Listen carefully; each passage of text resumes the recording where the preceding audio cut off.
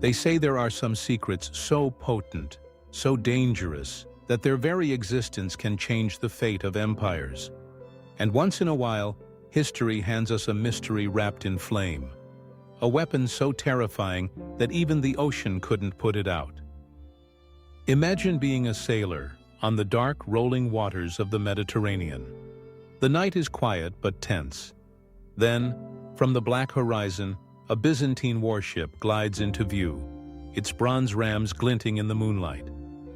You think you're ready for battle, until you see the stream of fire arc through the air, hissing like a living serpent, striking the water, and not dying, but spreading, crawling toward you, burning on the waves. This is no ordinary fire, this is Greek fire.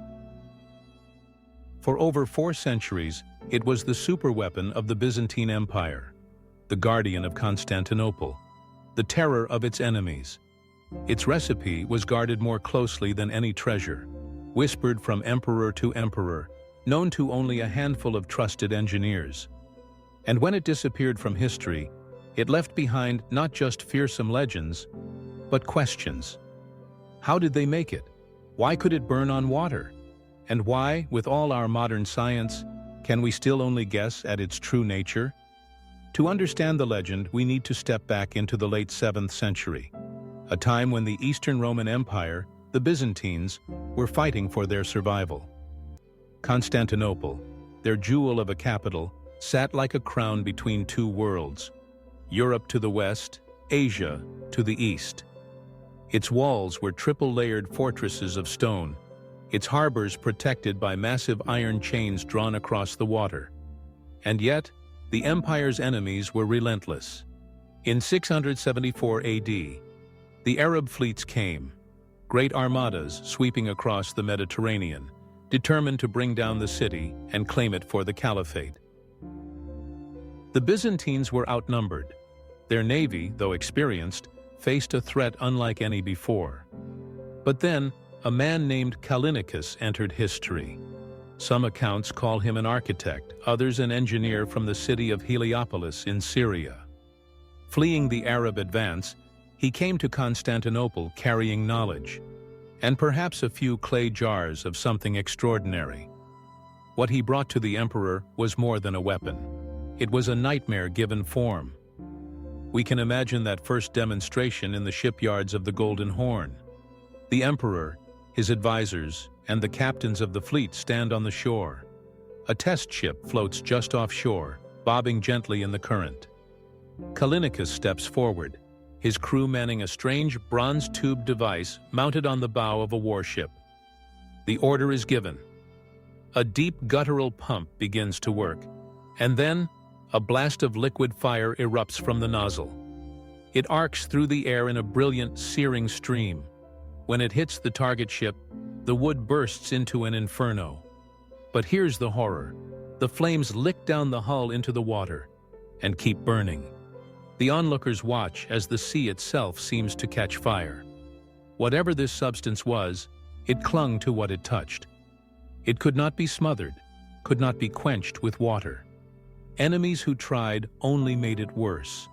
The flames crawling across their decks, devouring sails, and sending men screaming into the sea, only for the water to betray them too. From that day forward, Greek fire became the Byzantines' most guarded secret. It was stored in sealed bronze tubes on their Droman warships, ready to unleash hell in naval battles. Sometimes it was sprayed from siphons, other times it was hurled in clay grenades that shattered on impact, spilling fire like molten death. The psychological impact was as devastating as the physical. Enemy sailors fled at the mere sight of the Byzantine fleet, knowing they could be burned alive on water. But what exactly was Greek fire? That's where the mystery deepens. The recipe was never written in open records. It was considered a state secret so critical that revealing it was treason punishable by death.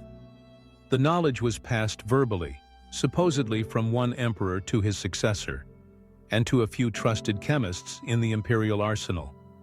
Some accounts claim the components were prepared in separate workshops, so no single person knew the whole formula. And when the Byzantine Empire finally fell in 1453, the secret seemed to vanish with it. Over the centuries, historians, chemists, and even military scientists have tried to reconstruct it. Theories abound. Some believe it was based on naphtha, a crude oil distillate, thickened with resins so it would cling to surfaces. Others suggest quicklime, which reacts violently with water, creating heat that could ignite flammable materials. Others point to sulfur, pine pitch, even saltpeter. But here's the catch. Even if we had all those ingredients, Greek fire's true terror lay in how it was delivered. The Byzantine siphons, bronze tubes connected to pressurized pumps, could project the burning liquid over long distances, something incredibly advanced for the time. This wasn't just a chemical formula. It was a whole system of production, storage, and deployment.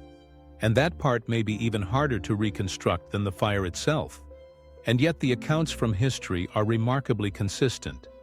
The Arab historian al-Masudi described it as a fire that, once it catches, is not extinguished with water but only with sand, vinegar, or old urine. Anna Komnena, the Byzantine princess and historian, wrote of it as a liquid shot from siphons with a roaring sound like a dragon breathing fire. She even claimed it could burn on the surface of the sea like a flaming oil. If true, Greek fire was more than a weapon. It was a form of psychological warfare centuries ahead of its time. Imagine being an enemy fleet commander, knowing that no amount of skill could save your ships if the Byzantines chose to unleash their secret. And indeed, Greek fire is credited with saving Constantinople on multiple occasions, notably in 717 to 718, when the city faced another massive Arab siege. The Byzantine navy, outnumbered yet again, turned the tide of battle with their fiery weapon, sending the Arab fleet into chaos and retreat. But here's the strange thing. As dominant as it was, Greek fire was never truly copied by other civilizations. Some tried. The Arabs developed naphtha, a flammable liquid weapon, but it lacked the fearsome persistence of Greek fire.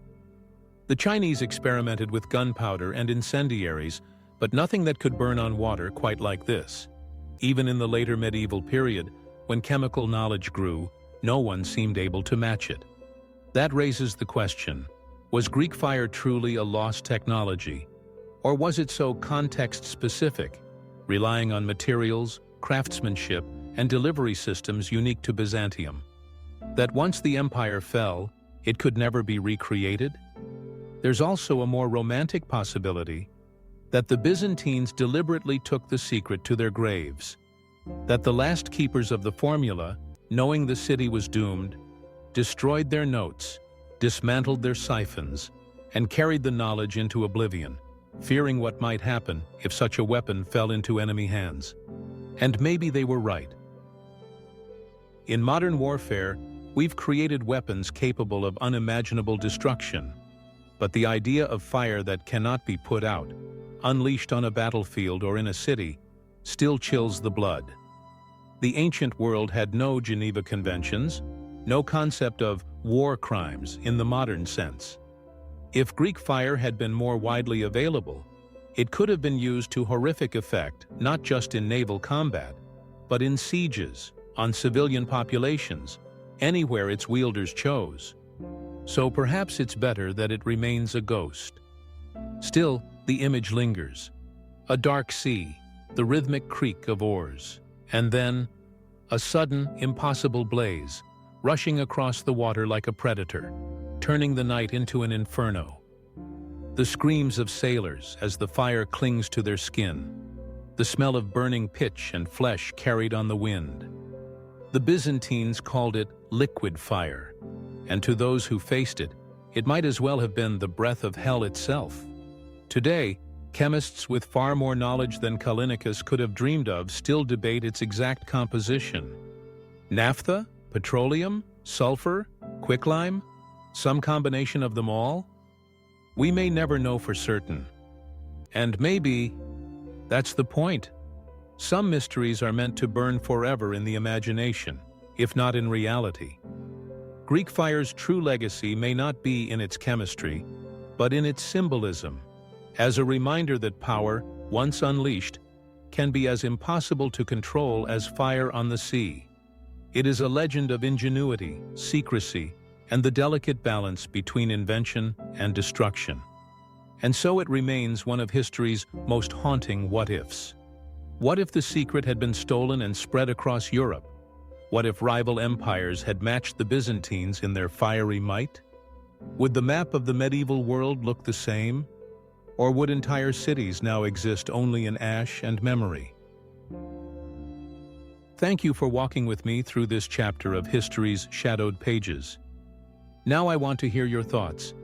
If the secret of Greek fire were rediscovered today, should it be revealed to the world, or buried again, as the Byzantines may have intended? Share your thoughts in the comments below. And if you enjoyed this journey into the unknown, please like, comment, and share. It truly helps keep these stories alive.